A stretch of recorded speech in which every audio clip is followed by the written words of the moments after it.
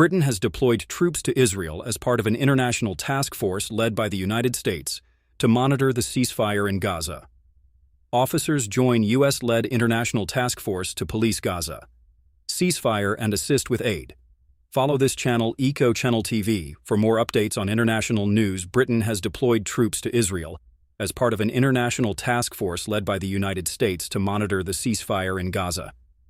On the request of the U.S., a small contingent of military planning officers has been embedded in the stabilisation force, known as the Civil Military Coordination Center, CMCC, the Ministry of Defense said. The U.S. is providing up to 200 troops, but Britain has not revealed how many of its forces will be deployed, although the cadre will include a 2-star deputy commander. The task force, which is said to include troops from Egypt, Qatar, Turkey, and the United Arab Emirates, will ensure adherence to the ceasefire and assist with the flow of aid. It is separate to the larger international stabilization force that features in Donald Trump's 20-point peace plan and is intended to provide long-term security for the region. A spokesman said, "The UK continues to work with international partners to support the Gaza ceasefire to see where the UK can best contribute to the peace process." The deployment was revealed only a week after Yvette Cooper, the Foreign Secretary, said there were no plans to send British troops to the region as part of the multinational force.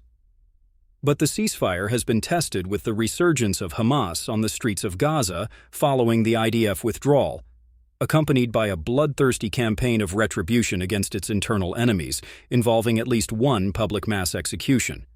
On Sunday, there was also a series of attacks on IDF troops behind the yellow withdrawal line, which killed 2 Israeli soldiers and briefly threatened to collapse the ceasefire, although Hamas's leadership denied involvement. On Tuesday, J.D. Vance visited Israel, where he refused to impose a deadline on Hamas to disarm and urged Benjamin Netanyahu and the wider Middle East to be flexible in the pursuit of peace. On his first visit to the Jewish state since taking office, the vice president struck a bullishly optimistic note, saying, "This peace is going to last," and that the deal was in a good place.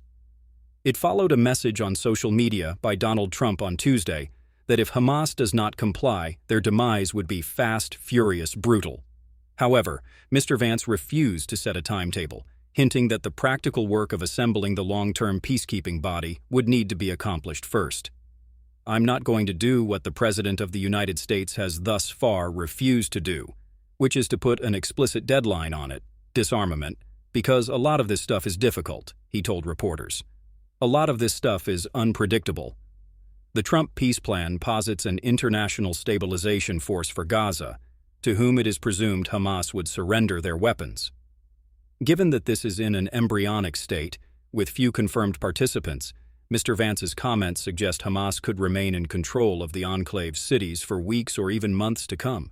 Benjamin Netanyahu has threatened to resume fighting, this time without the constraints of hostages in Gaza, in order to disarm Hamas the hard way. However, Mr. Vance's comments, although he earlier praised Israel for being remarkably helpful, will be taken as a firm public rejection of that course of action, at least in the immediate term. It follows a report in the New York Times that the White House was concerned that Mr. Netanyahu might try to collapse the deal. The vice president also urged Israel to exercise restraint on the issue of the return of the bodies of deceased hostages. He cited the difficulty of locating and extricating corpses under the rubble of Gaza as reasons to counsel in favor of a little bit of pati